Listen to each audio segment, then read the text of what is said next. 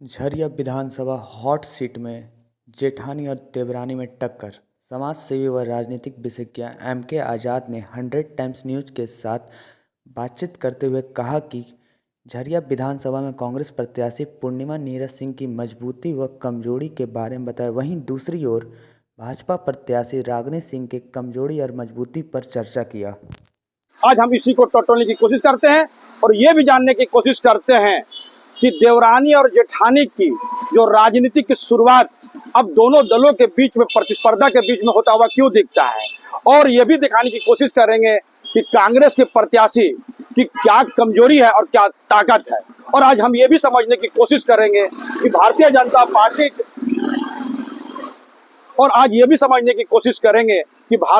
Party के जो प्रत्याशी हैं झरिया विधानसभा में, उसकी ताकत क्या है और उसकी कमजोरी क्या है। तो आज हम टटोलने की कोशिश करते हैं झरिया विधानसभा को लेकर। तो चलिए पहले जान लेते हैं झरिया विधानसभा के कुछ क्षेत्रों की जानकारी, और उसके बाद आपको अंदाजा होता चला जाएगा और आप खुद अंदाजा लगा के चले जाइएगा कि ऊंट किस करवट बैठने वाला है या झरिया विधानसभा का चुनाव कौन जीतने वाला है, ये तो हमारे दर्शक ही बता पाएंगे। तो चलिए पहले समझ लेते हैं झरिया विधानसभा को। झरिया विधानसभा में मजदूरों की राजनीति और मजदूर यूनियन की राजनीति यहाँ बड़ी अहम मानी जाती है, और इसी के इर्द गिर्द वहाँ की राजनीति घूमता हुआ नजर आता है। यानी जो मजदूर की राजनीति और श्रमिकों की जो यूनियन की राजनीति वहाँ खासा प्रभाव रखता है। जो इसमें दखल रखेगा वो बाजी मार लेगा, ऐसी बातें पूरी तरह से कोलांचल में एक फेमस बात है। तो सबसे पहले मजदूर और मजदूर का यूनियन, और इसी को लेकर राजनीति की शुरुआत झरिया विधानसभा में उसके वर्चस्व के साथ साथ पूरे तरह से हॉट सीट उनको बना देता है। और जनता मजदूर संघ की जो श्रमिक यूनियन है उसको लेकर भी एक वर्चस्व की कहानी शुरुआत होती है, जो आज तक दो भागों में बंटता हुआ के साथ साथ झरिया विधानसभा एक नया आयाम देता हुआ नजर आता है। बताया जाता है कि झरिया विधानसभा में प्रमुख मुद्दे जो है वो है विस्थापन और पुनर्वास को लेकर, और सबसे बड़ा समस्या जो है वो प्रदूषण को लेकर।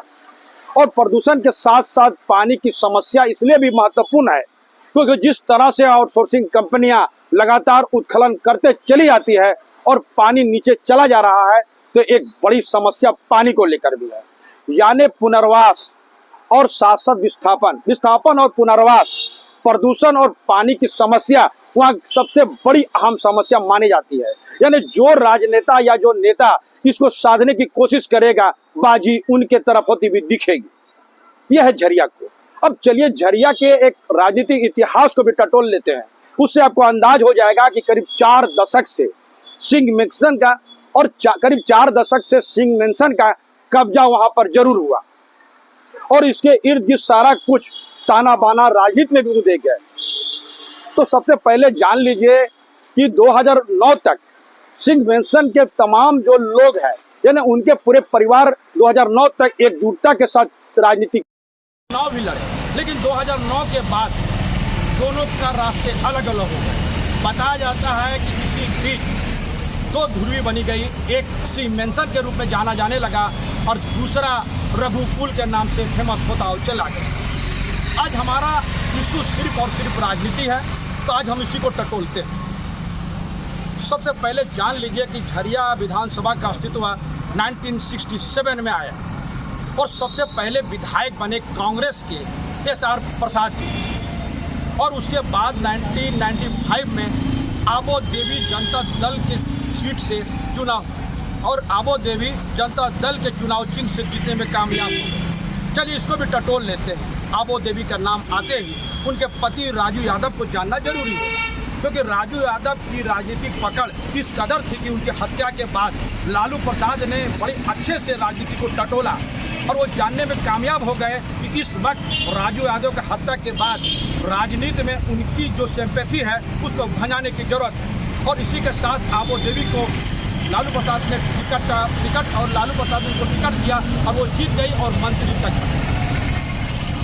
तो चलिए सबसे पहले 1977 में जब पहली बार सूर्यदेव सिंह चुनाव जीतने में कामयाब हो गए, और उसके बाद लगातार 4 बार उन्होंने झरिया विधानसभा का नेतृत्व जरूर किया, लेकिन सन 2000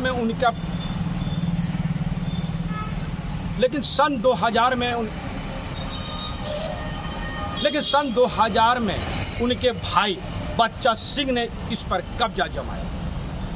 तो कहा क्या जाए, उसके बाद लगातार 2004 और 2009 में कुंती सिंह यानी सुरदेव सिंह की पत्नी ने विधानसभा का नेतृत्व किया, और उसके बाद फिर एक नई राजनीति शुरुआत हुई 2009 में। उसके बाद एक नई शुरुआत हुई 2014 में, यानी 2004 और 2009 में जब कुंती सिंह सुरदेव सिंह की पत्नी ने नेतृत्व किया, तो 2014 में इसलिए भी महत्वपूर्ण हो जाता है क्योंकि संजीव सिंह सुरदेव सिंह के पुत्र को भारतीय जनता पार्टी ने उम्मीदवार बनाया, और दूसरी तरफ उनके भाई नीरज सिंह को कांग्रेस ने उम्मीदवार बताया।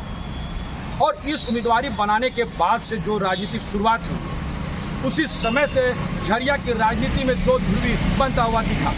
2014 का जो चुनाव है बड़ा दिलचस्प नज़ारे के साथ सामने आए, और पूरी प्रतिस्पर्धा के साथ पूरी जान लगाकर हर तरह से राजनीति के तंत्र और राजनीति के मंत्र के साथ चुनाव लड़ा गया, लेकिन जीत संजीव सिंह की हुई। यानी भारतीय जनता पार्टी ने 2014 में परचम लहरा दिया और कांग्रेस के नीरज सिंह चुनाव हार गए। इसके बाद से राजनीति में एक नया आयाम जुड़ते चला गया। सन 2017 में नीरज सिंह की हत्या हो गई, और इसी के आरोप में संजीव सिंह आज भी जेल में बंद है। हमारा इशू आज सिर्फ और सिर्फ राजनीति है। उसके बाद 2019 की बात कर लिया जाए, यानी जब नीरज सिंह की हत्या हो गई और संजीव सिंह जेल चले गए, तो अब इनकी बागडोर राजनीति में इनके बहुएं संभालते हुए नजर आने लगे। एक तरफ से सुरदेव सिंह की बहू रागिनी सिंह भारतीय जनता पार्टी की उम्मीदवार 2019 में हुई, तो नीरज सिंह की